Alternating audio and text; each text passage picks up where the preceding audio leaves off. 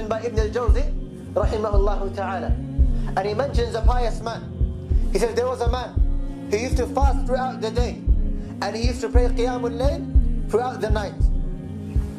He never used to involve himself in anything that was haram. He knew that the people that were around him in his land were corrupt people. So he didn't sit in their gatherings, because all they used to do was backbite and slander. So he stayed away from any gatherings. And he would just stay in his house and never leave his house.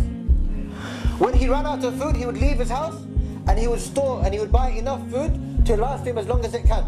And then he would remain in his house just worshipping Allah subhanahu wa ta'ala. The people of the land, they gathered together and they said, look at this man. Does he think that he is better than us? He doesn't come and sit in our gatherings. He doesn't walk around or talk to us. We just see him and he looks down on the floor and he goes to the shop and he goes back to his house. Never did this man look right or left, or even in front of him. He would just look down and walk. So the people became jealous of this man. And this is how they work. Shaitan doesn't just attack you by himself, but Shaitan has people that he has, and he inspires his haram into them and he commands them to attack the believers. So this is what they did. So what they did was they looked around the land until they found the most beautiful woman in that land. And she was a young woman. And she was a chaste woman. And they approached her.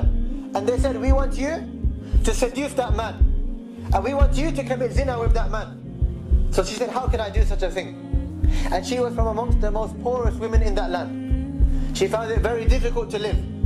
So they said to her, if you can do this, then we will give you the equivalent to your weight in gold. And even more than this. And all of this poverty that you are facing today, it will end. All you have to do is commit zina with that man. So the woman, she went home and she thought and she began to think.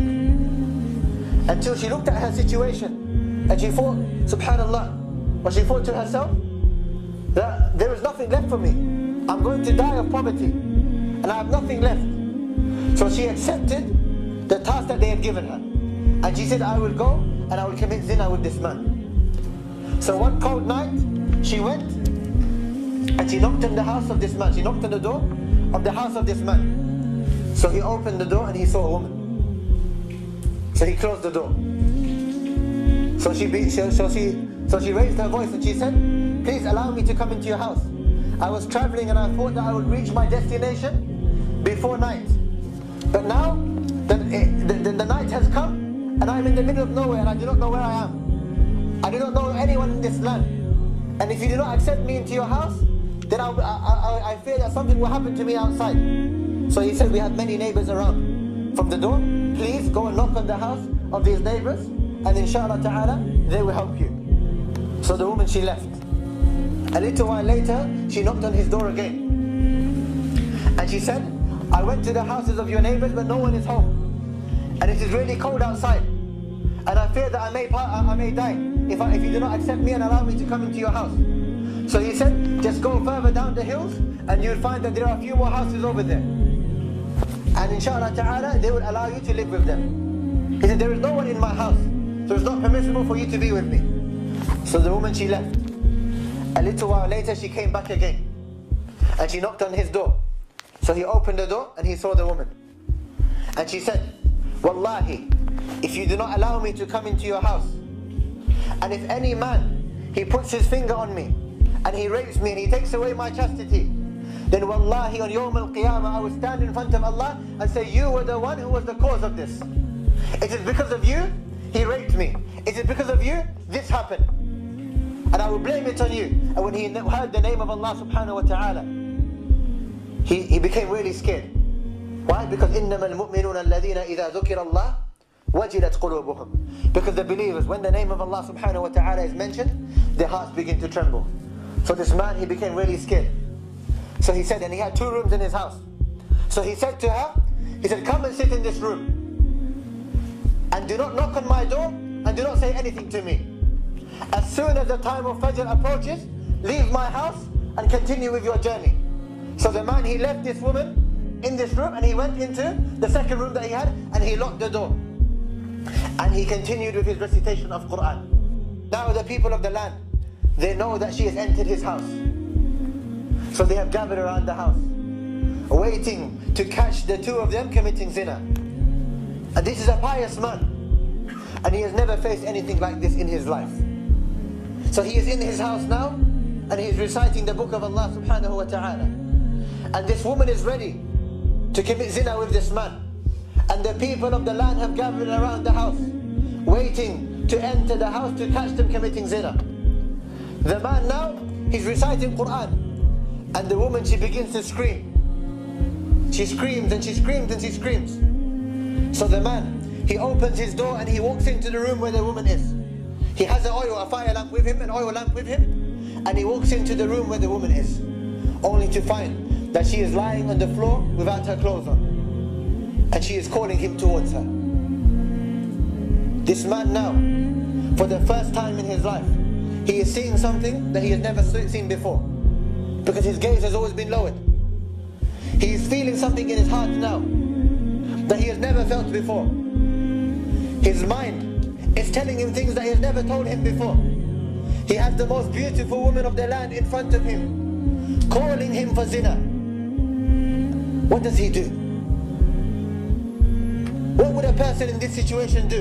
He has never seen anything like this in his life. The people now, they know. They heard the first scream from the woman, so they know that very soon they will catch them committing zina.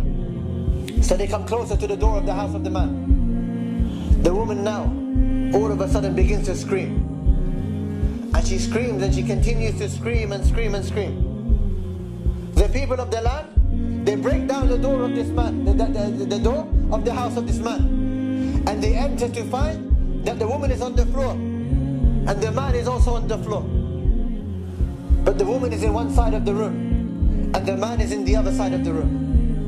And the woman continues to scream, and she continues to scream. They look at the man, and he is crying in the corner of the room.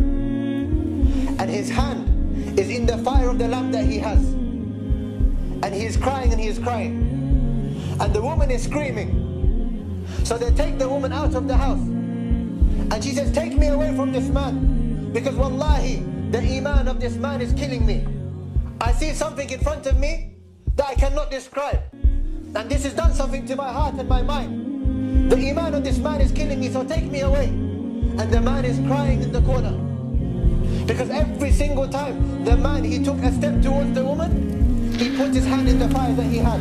And he said, "Remember, the fire of Jahannam is hotter than the fire of this dunya." Until he would fall to the floor. And then, when he was able to stand up again, he would stand up again and take a step towards the woman. And when he took a step towards the woman again, he would put his hand back in the fire and say, "Remember, the fire of Jahannam is more severe than the fire of this dunya." And he kept on doing this until his hand was left inside the fire. And the woman began to scream and she was taken away. Then this man, he turned to Allah subhanahu wa ta'ala and he said, "Oh Allah, forgive me for the sin that I have committed."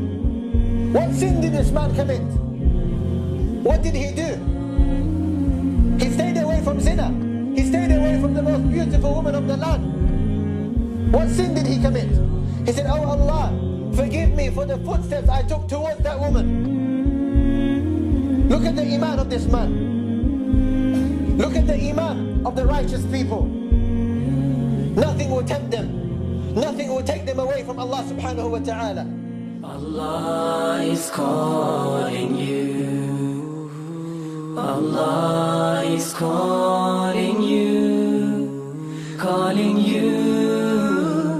to say His name. Allah is calling you to come home.